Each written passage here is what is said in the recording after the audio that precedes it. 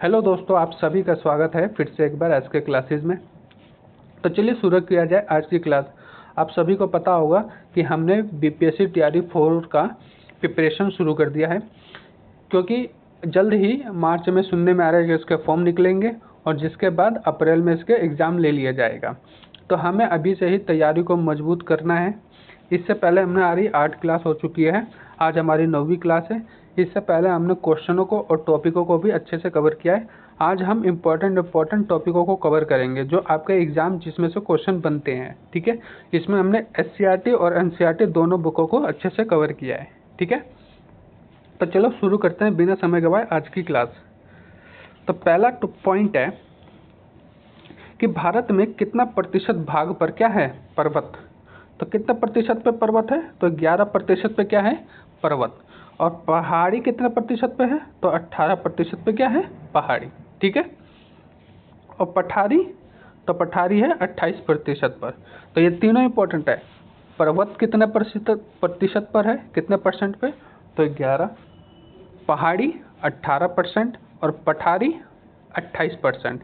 ठीक है, और मैदानी भाग कितने प्रतिशत पर है, तो 43% पे क्या है, मैदानी भाग। जो मैदान है वो कितने प्रतिशत है भारत में, तो वो है 43%। ठीक है, अगला पॉइंट है कि भूविज्ञानिकों के मुताबिक जहां आज हिमालय पर्वत है वहां पहले क्या था। तो वहां पहले क्या था, तो वहां पहले था तहसीन सागर।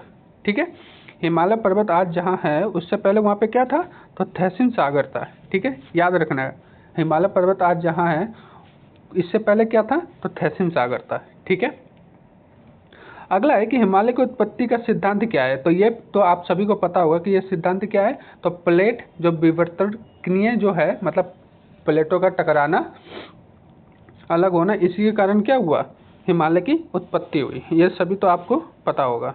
अगला पॉइंट है कि हिमालय पर्वत श्रेणी को कितने भागों में बांटा गया है।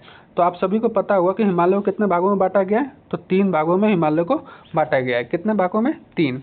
ये 3 भाग कौन कौन से हैं, तो वृद्ध हिमालय या हिमाद्री, दूसरा है लघु हिमालय या हिमालय श्रेणी, और तीसरा है शिवालिका या बाह्य हिमालय। ठीक है, तो कितना भागों में बांटा गया है हिमालय को, तो 3 भागों में। कौन सा, वृद्ध हिमालय, लघु हिमालय और शिवालिक। ठीक है, ये तीनों ही पॉइंट इंपॉर्टेंट है।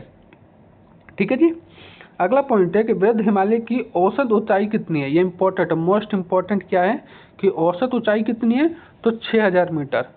आ सकता है कि हिमालय की, वृद्ध हिमालय की औसत ऊंचाई कितनी है, कितनी मीटर तक है, तो इसकी है 6000 मीटर तक। सॉरी, मैंने 600 बोल दिया था अभी।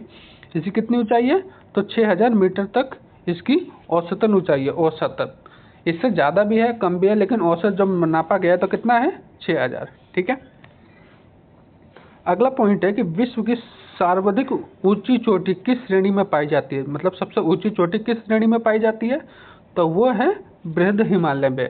ठीक है, सबसे ऊंची चोटी आप सभी को पता होगा कि माउंट एवरेस्ट है, लेकिन वो किसके अंतर्गत आती है, तो बृहद हिमालय के अंतर्गत वो चोटी आती है। ठीक है जी, अगला पॉइंट है कि वृद्ध हिमालय की सबसे ऊंची चोटी कौन सी है, तो वही बात आ गया कि क्या है, माउंट एवरेस्ट। माउंट एवरेस्ट क्या है, सबसे ऊंची चोटी है। और ये कहाँ पर है, इसको मतलब नेपाल में क्या कहा जाता है, तो सागर माथा है। इसको नेपाल में क्या कहा जाता है, नेपाल में सागर माता। ठीक है जी, इसको नेपाल में क्या कहा जाता है, सागर माता। अगला पॉइंट देखते हैं। अगला पॉइंट है कि वृद्ध हिमालय की दूसरी ऊंची चोटी के नाम। इंपॉर्टेंट है, क्योंकि पिछली बार टीआरई जब एग्जाम हुआ था टीआरई 3 में, इसमें पूछा था कि घटते क्रम में लिखिए। ठीक है, एक नाम आए थे, कंचनजंगा, धौलागिरी, नंगा पर्वत, ये सभी आए थे। जिसमें से क्या बताना था, उसके क्रम में बताना था। एक उसमें एक माउंट एवरेस्ट भी शामिल था। ठीक है, तो ये सारे हमें अच्छे से इसको कवर करना है। तो ध्यान से देखिएगा कि वृद्ध हिमालय के दूसरी चोटियों के नाम क्या है, तो कंचनजंगा है, मकालू है, धौलागिरी है, नंगा पर्वत है, अन्नपूर्णा है और नंदा देवी। ये सभी क्या है, तो वृद्ध हिमालय की चोटियां हैं। ठीक है जी,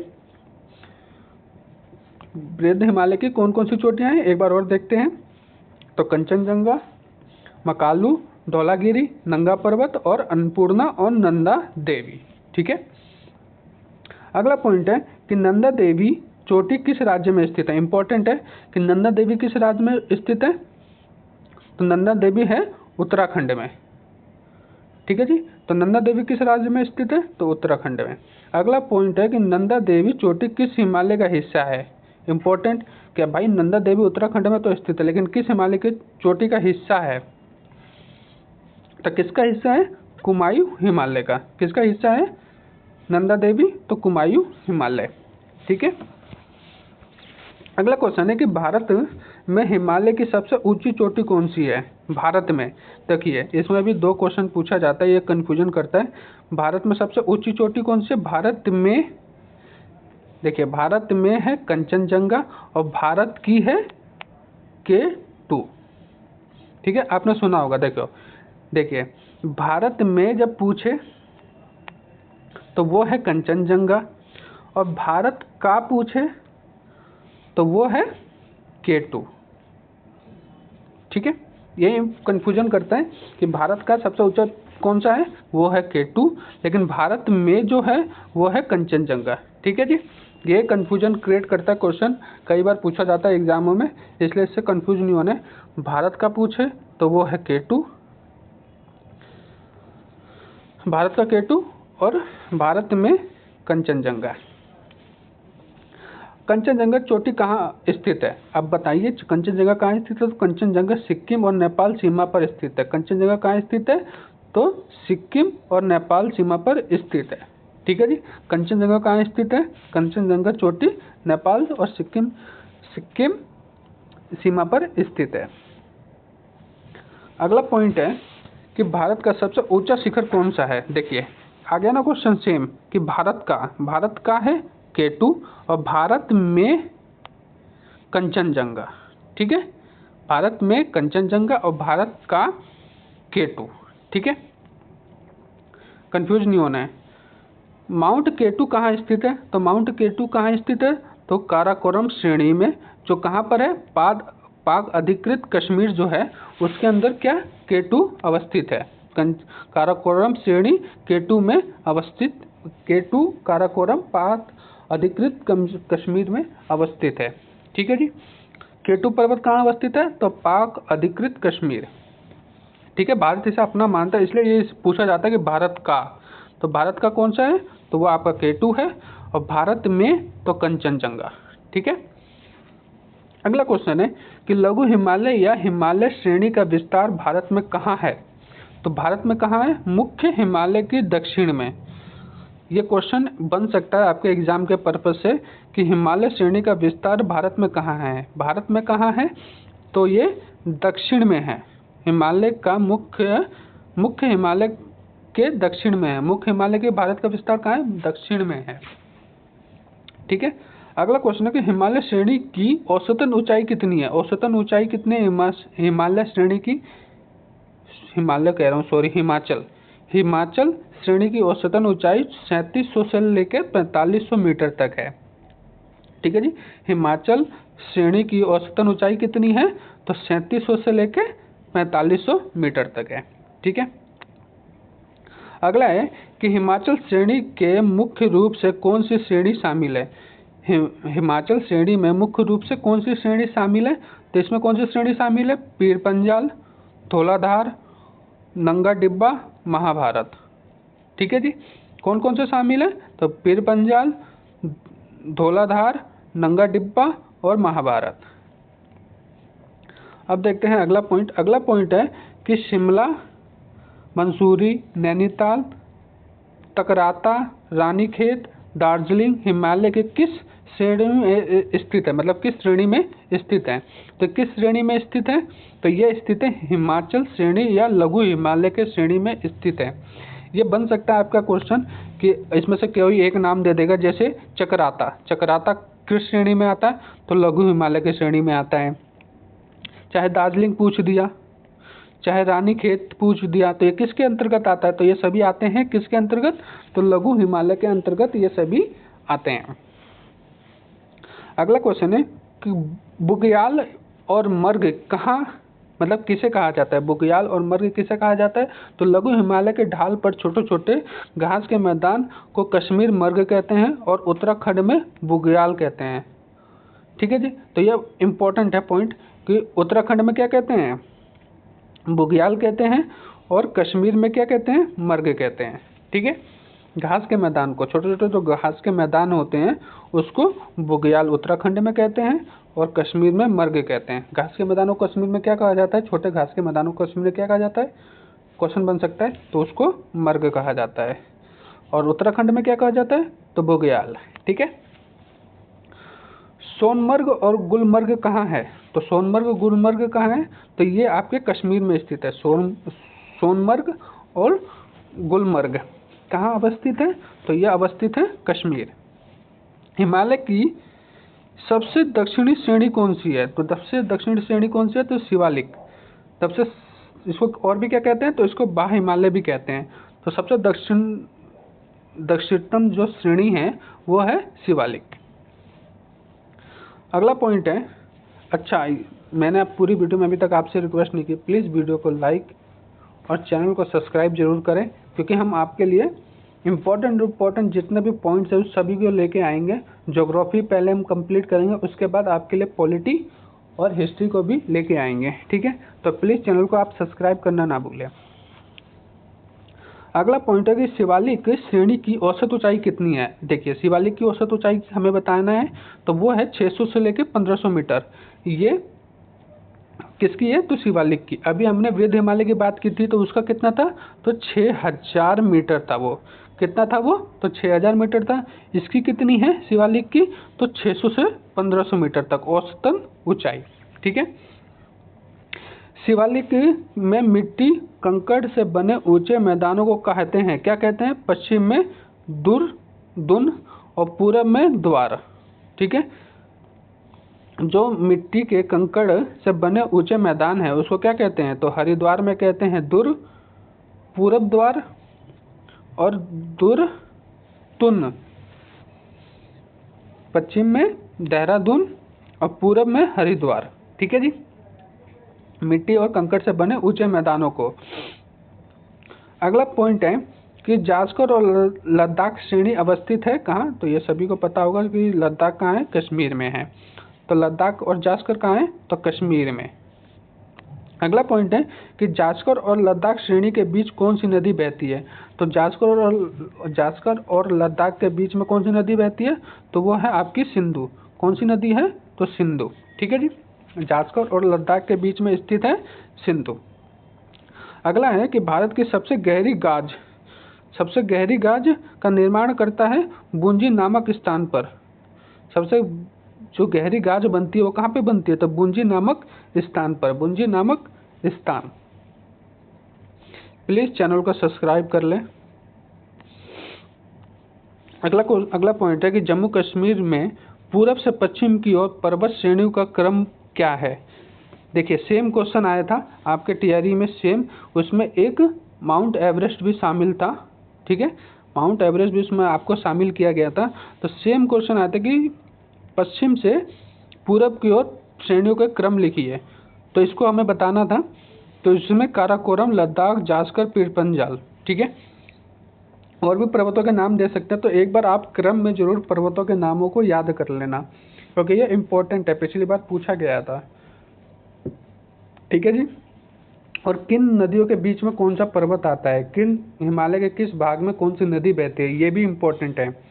ठीक है, ये आपको हम करवाएंगे लेकिन फिर भी मैं आपको बता रहा हूँ कि इसको जरूर याद करना है आप सभी को। तो जम्मू कश्मीर में पूरब से पश्चिम की ओर पर्वत श्रेणियों का क्रम क्या है, तो काराकोरम, लद्दाख, जास्कर और पीरपंजाल। ठीक है जी, अगला पॉइंट है कि पटकाई, लुसाई, गोरा, खासी, जयंतिया, बेरल और निकीर पर्वत श्रेणी कहाँ स्थित है, तो ये सभी कहाँ स्थित है, तो मेघालय में स्थित है। कहाँ स्थित है, तो मेघालय में। ये भी क्वेश्चन पूछा था, निकोर की ऐसे कुछ करके पर्वत चोटी कहाँ अवस्थित है, तो वो भी मेघालय में अवस्थित है। अरावली पर्वत की लंबाई कितनी है, जो अरावली पर्वत है उसकी लंबाई कितनी है, तो 1100 मीटर तक लंबाई है। ठीक है जी, कितने मीटर तक है लंबाई, तो 1100 मीटर तक। यहाँ पे मेरे को मिसप्रिंट लग रहा है, औसतन लंबाई कितनी पूछ रहा होगा, औसतन ऊंचाई होगा। ठीक है जी, औसतन ऊंचाई है यहाँ पे, औसतन ऊंचाई कितनी है, तो 1100 मीटर औसतन ऊंचाई है। ठीक है जी। अगला क्वेश्चन है कि अरावली पर्वत कहाँ से कहाँ तक फैला है। ये इंपॉर्टेंट है कि अरावली पर्वत कहाँ से कहाँ तक फैला है, तो ये गुजरात से लेकर दिल्ली तक फैला है, जहाँ मतलब कह सकते हैं कि दिल्ली से अहमदाबाद, ये कहाँ है, गुजरात। ठीक है, अहमदाबाद कहाँ पे पड़ता है, गुजरात में। तो ये अरावली पर्वत कहाँ से कहाँ तक फैला है, तो दिल्ली से लेकर अहमदाबाद तक। अगला पॉइंट है कि भारत की सबसे पुरानी पर्वत श्रेणी कौन सी है। तो आप सभी को पता होगा सबसे पुरानी पर्वत श्रेणी अरावली, सबसे पुरानी कौन सी है, तो वो आपकी अरावली है। अगला पॉइंट है कि अरावली का सर्वोच्च शिखर कौन सा है। तो अरावली का सर्वोच्च शिखर कौन सा है, तो गुरु शिखर। अरावली का सर्वोच्च शिखर कौन सा है, तो गुरु शिखर जो है पर्वत, मतलब सर्वोच्च शिखर कौन सा है, गुरु शिखर। गुरु शिखर कहाँ अवस्थित है, तो गुरु शिखर कहाँ अवस्थित है, तो माउंट आबू में। कहाँ अवस्थित है, तो माउंट आबू की पहाड़ियों पर, माउंट आबू की पहाड़ियों पर, माउंट आबू की पहाड़ियों पर। पिपली घाट, पिपली घाट दर्रा कहाँ स्थित है, तो ये भी अरावली पर स्थित है। पिपली घाट दर्रा अरावली पर अवस्थित है। अरावली के पश्चिम की ओर कौन सी नदी निकलती है। पश्चिम की ओर कौन सी नदी निकलती है, तो पश्चिम में निकलती है माही और लूनी। पश्चिम में माही और लूनी निकलती है। पश्चिम में कौन सी निकलती है, तो माही और लूनी। ठीक है। लूनी नदी कहाँ जाकर गायब हो जाती है, तो लूनी कच्छ में, रणिक में जो जाकर क्या हो जाती है, लुप्त हो जाती है, विलुप्त हो जाती है। कहाँ पे, तो कच्छ के रण में लूनी नदी क्या हो जाती है, भूमिगत हो जाती है, मतलब भूमि के अंदर समा जाती है। ठीक है। तो ये पूछा जाता है जो भूमिगत कौन सी नदी भूमि में ही किसी सागर में ना गिरकर, ऐसी कौन सी नदी है जो सागर में नहीं गिरती है, तो वो कौन सी है, तो लूनी है। किसी भी महासागर में अपना जाके नहीं मिलती है, वो कच्छ के रण में ही विलुप्त हो जाती है। ठीक है।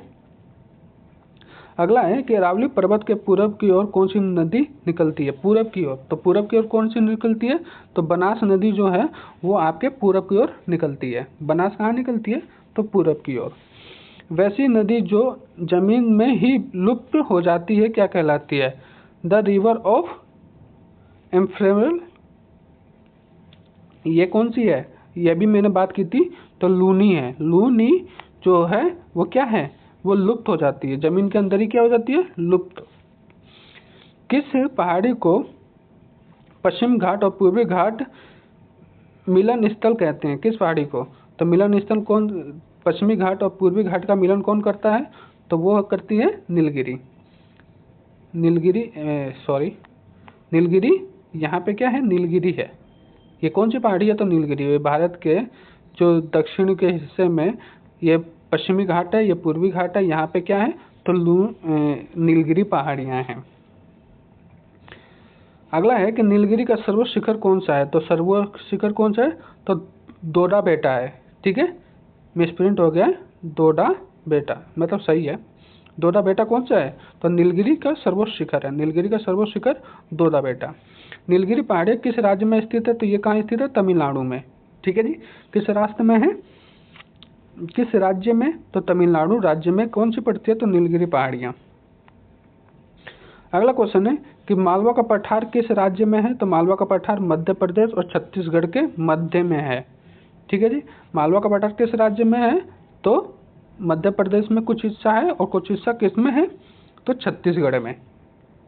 कौन सा पठार, तो मालवा का पठार। मालवा का पठार कौन सी नदी निकलती है, तो चंबल और बेतवा कहाँ से निकलती है, तो मालवा के पठार से निकलती है, चंबल और बेतवा। विंध्याचल का पठार किस राज्य में है, तो छत्तीसगढ़ का नाम, झारखंड, उत्तर प्रदेश और छत्तीसगढ़। ठीक है जी। झारखंड, उत्तर प्रदेश और छत्तीसगढ़। कौन सा, विंध्याचल पहाड़, जो विंध्याचल का पठार है वो 3 राज्यों में अवस्थित है, झारखंड है, उत्तर प्रदेश है और छत्तीसगढ़ है। कौन सी पर्वतमाला उत्तर भारत को दक्षिण भारत से अलग करती है। इंपॉर्टेंट पॉइंट है कि कौन सी पर्वतमाला जो है दक्षिण भारत को अलग करती है, तो वह है विंध्याचल पर्वत, जो उत्तर भारत को दक्षिण भारत से क्या करती है, अलग। अगला पॉइंट है विंध्याचल पठार किस चट्टानों से बना है। इंपॉर्टेंट है कि विंध्याचल जो पठार है वो किससे बना है, तो परतदार चट्टानों से बना है। विंध्याचल का पठार किससे बना है? परतदार चट्टानों से। अगला पॉइंट है कि मैकाल पठार कहाँ स्थित है? तो मैकाल कहाँ स्थित है? तो छत्तीसगढ़ में। मैकाल जो है स्थित कहाँ है? छत्तीसगढ़ में। ठीक है जी, मैकाल छत्तीसगढ़। मैकाल पहाड़ी का सर्वोच्च शिखर कौन सा है? तो वो है अमरकंटक, जिसकी ऊंचाई कितनी? 1036 मीटर। ठीक है जी, ठीक है। अमरकंटक की ऊंचाई कितनी है? 1036 मीटर। ये कहाँ पड़ता है? तो मैकाली पहाड़ियों में, मैकाल के पहाड़ियों में ये पर्वत पड़ता है। मतलब सर्वोच्च शिखर इसका अमरकंटक है। मैकाल के पठार में कौन सी नदी निकलती है? तो मैकाल के पठार से कौन सी नदियाँ निकलती है? नर्मदा, सोन, महानदी। मैकाल के पठार से कौन सी नदियाँ निकलती हैं? तो नर्मदा, सोन, महानदी। अगला है कि नर्मदा का उद्गम स्थान क्या है? तो उद्गम स्थान कौन सा है? तो अमरकंटक। नर्मदा कहाँ से उद्गम होती है? तो अमरकंटक से होती है। छोटा नागपुर का पठार किस राज्य का उदाहरण है? तो संप्राय मैदान का उदाहरण है। ठीक है जी, कौन? तो छोटा नागपुर का मैदान। अगला क्वेश्चन है कि छोटा नागपुर पठार अवस्थित है, तो कहाँ स्थित है? तो रांची में ये अवस्थित है। छोटा नागपुर का पठार रांची में अवस्थित है।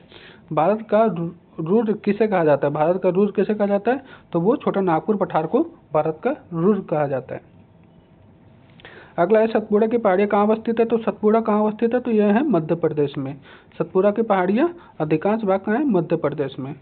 सतपुड़ा की पहाड़ियाँ किन चट्टानों से बनी है? तो ये ज्वालामुखी की चट्टानों से बनी है। सतपुड़ा की पहाड़ियाँ ज्वालामुखी से। सतपुड़ा की पहाड़ियाँ ज्वालामुखी से। सतपुड़ा की पहाड़ियाँ कहाँ अवस्थित है? तो मध्य प्रदेश में। सतपुड़ा की पहाड़ियों की सबसे ऊंची चोटी कौन सी है? तो धूपगढ़ है। सतपुड़ा की सबसे ऊंची चोटी तो धूपगढ़। कौन सी है? धूपगढ़ है सतपुड़ा की सबसे ऊंची चोटी, जिसकी ऊंचाई कितनी है? तो 1350 मीटर। 1350 मीटर किसकी ऊंचाई है? तो धूपगढ़ की।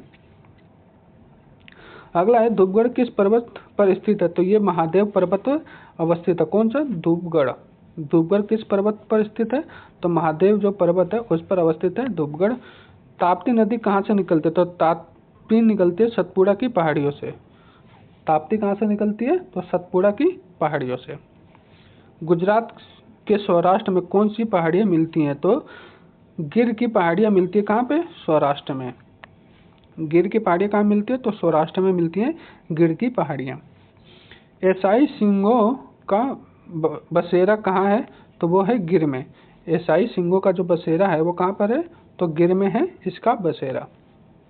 भारत का सबसे बड़ा पठार कौन सा है? तो वो है दक्कन का पठार, जो कहाँ पर है अवस्थित है? तो वो अवस्थित है महाराष्ट्र में। सबसे बड़ा पठार तो दक्कन का पठार कहाँ अवस्थित है? तो महाराष्ट्र में। ठीक है, अगला पॉइंट है कि दक्कन का पठार किस चट्टानों से बना है? तो दक्कन का पठार किस चट्टानों से बना है? तो ज्वालामुखी बेसोल्ट चट्टानों से। ज्वालामुखी बेसोल्ट चट्टानों से क्या बना है? तो दक्कन का पठार। ठीक है, दक्कन का पठार किससे बना है? तो ज्वालामुखी बेसाल्ट चट्टानों से। अगला है दक्कन के पठार पश्चिम हिस्से में कौन सी पहाड़ी है? तो सह्याद्री पहाड़ियाँ। दक्कन के पठार के पश्चिम में कौन सी पहाड़ियाँ हैं? तो पश्चिम में सह्याद्री की पहाड़ियाँ हैं। कौन सी पहाड़ियाँ हैं? सह्याद्री पहाड़ियाँ। ठीक है, पश्चिम में। कहाँ पर है? पश्चिम हिस्से में सह्याद्री की पहाड़ियाँ पड़ती है। किसके? तो दक्कन के पठार के। अगला है कि सह्याद्री की सबसे ऊंची चोटी कौन सी है? तो सबसे ऊंची चोटी है कलसूबाई। सबसे ऊंची चोटी कौन सी है? तो वो है कलसूबाई। दक्कन के पठार के पूर्वी हिस्सों में को क्या कहा जाता है? तो पूर्वी हिस्सों को क्या कहा जाता है? तो पूर्वी हिस्सों को कहा जाता है विदर्भ। ठीक है, अगला है धारवाड़ का पठार किस राज्य में स्थित है? तो धारवाड़ का पठार किस राज्य में स्थित है? तो यह आपके कर्नाटक में स्थित है। ठीक है, तो हमने सभी ये मतलब आपको सभी इम्पोर्टेंट पॉइंटों को कवर किया, जैसे धूपगढ़, महादेव, ताप्ती नदी सतपुड़ा के पहाड़ियों से। ठीक है, सबसे बड़ा पठार कौन सा है? तो दक्कन का पठार है। ये सारे क्वेश्चन आपके इम्पोर्टेंट है, सारे पॉइंट इम्पोर्टेंट है, तो आप सभी को इस पॉइंट को अच्छे से कवर करना है, याद करना है। आज हम आपके लिए बस इतना ही पॉइंट लेके आए हैं। कल हम और इम्पोर्टेंट पॉइंट लेके आएंगे, तो प्लीज़ वीडियो को लाइक एंड सब्सक्राइब करें। जितने भी पॉइंट हैं ये सभी आपके क्वेश्चन से संबंधित समझ लीजिए सारे क्वेश्चन हैं जो आपके एग्जाम के पर्पज से मोस्ट इम्पोर्टेंट है। ठीक है।